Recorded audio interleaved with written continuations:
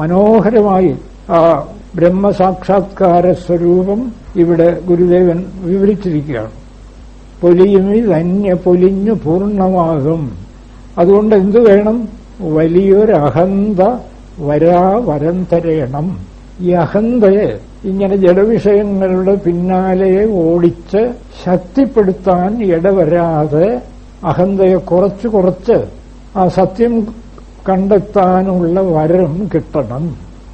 വലിയൊരഹന്ത വരം തരയണം.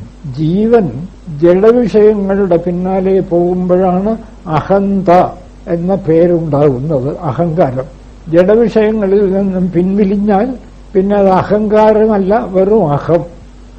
ജഡവിഷയങ്ങളുടെ പിന്നാലെ പോകുന്തോറും അഹങ്കാരം നമ്മൾ പറയാറില്ലേ? അപ്പോഴൊക്കെ ഓരോ നേട്ടം ഉണ്ടാകുമ്പോഴും ഞാൻ കേമൻ, എന്നെക്കാരും കേമനാരുമില്ല, ഭരണാധികാരികളൊക്കെ ഇല്ലേ, മറ്റുള്ളവരെയൊക്കെ നമുക്ക് അടിച്ചമർത്തിക്കളയാം.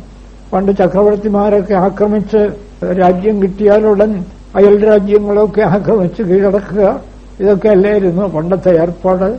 ഇതൊക്കെ ഈ അഹന്ത. എവിടെ ചെന്നെത്താൻ കഴിയും? ഏത് ചക്രവർത്തി എവിടെ ചെന്നെത്തിയിട്ടുണ്ട്? ഒക്കെ ദുരന്തം. ചരിത്രം വായിച്ചു നോക്കുക.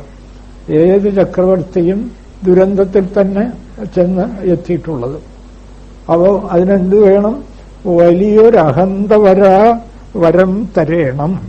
അഹന്ത വരാതെ ഭഗവാനെ കനിഞ്ഞരുളണം എന്ന് മനസ്സിന് വിനയം വരാൻ വേണ്ടിയുള്ള ഒരു പ്രാർത്ഥന. നമ്മുടെ എഴുത്തച്ഛനും ഒക്കെ സത്യമന്വേഷിച്ചവരൊക്കെ ഇത് തന്നെ പ്രാർത്ഥിച്ചിട്ടുള്ളത്.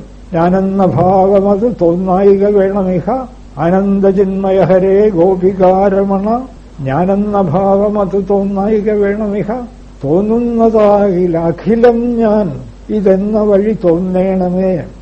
കാര്യമൊക്കെ സ്പഷ്ടം.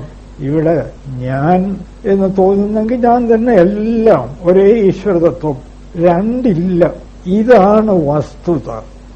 നമ്മൾ അംഗീകരിച്ചാലും ഇല്ലെങ്കിലും സത്യത്തിനൊരു കേടുമില്ല.